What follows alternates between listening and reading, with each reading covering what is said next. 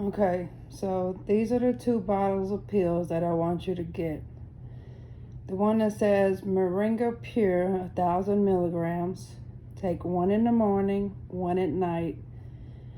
The other bottle that says Pure Graviola. Just take 1 at night. I'm trying to see how many milligrams mine is. Hang on. Let me see. Let me see. It's 650 milligrams, and it's also a vegetable capsule. Somewhere in between here, I am going to show you, I edited so you don't see my name, my medical record number, my doctor number, whatever. But it will say pathology report on it, and mine was 5 pages because it tells every lymph node that the cancer has hit, so that'll be important. And it'll tell you the stage of the cancer it is. So what I did, I was very, very sick on the chemotherapy. I was on 3 different types of chemo. I was on the F5. Oscar wants to say hey. Say hey, buddy. I was on the F5, the oxaliplatin, and luvoracil. The F5 was the worst, but I understand that people are put on different types of chemotherapy treatments. But the F5 was the worst for me. It was the strongest one too. I also came home on F5, so I had like a little thing. It was almost like a little waist purse where it snaps, you know. And it had the machine in it, but it was connected to my port up here. And so what they did, they took me into surgery, and they call it a wishing well. It's like a little metal piece underneath the skin. 1 line goes up the neck, and then 1 line goes to the heart. But that's also where you have your lab work done. It's also where you have the chemo done. Oscar's wanting lovin's. But yeah, so that was, I had the surgery first before the chemo started. And speaking about that bag, if you was to get that home bag, what I would do, my toilet isn't far from the shower, so I would, got enough line to where you could sit it on the back of the toilet to where you can get in the shower to have a shower. But I was 1 week on, 1 week off, but that week on, it was hell. You lose a lot of time with family and loved ones because majority of the time you're sleeping. And so we have to learn how to control our attitude because we're upset because we're losing time. The main thing I wanted to tell you, this video is for someone in Pacific, I'm sorry. The main thing I wanted to tell you is that during that time, I came off of all meat, all dairy, altogether.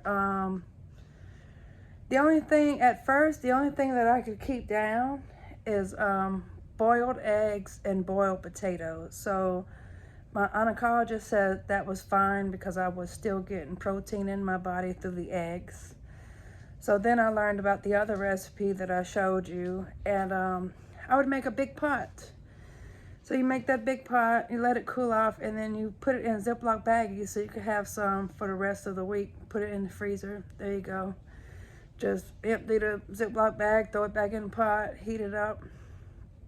But majority of what I was doing, I would take 1 whole onion, dice it up. Take 2 cloves of garlic, dice that up as thin as you can. Put just a little tad bit of olive oil in a pot. Just enough to wet the bottom of the pot. Then take a frozen bag of broccoli, cauliflower, carrots.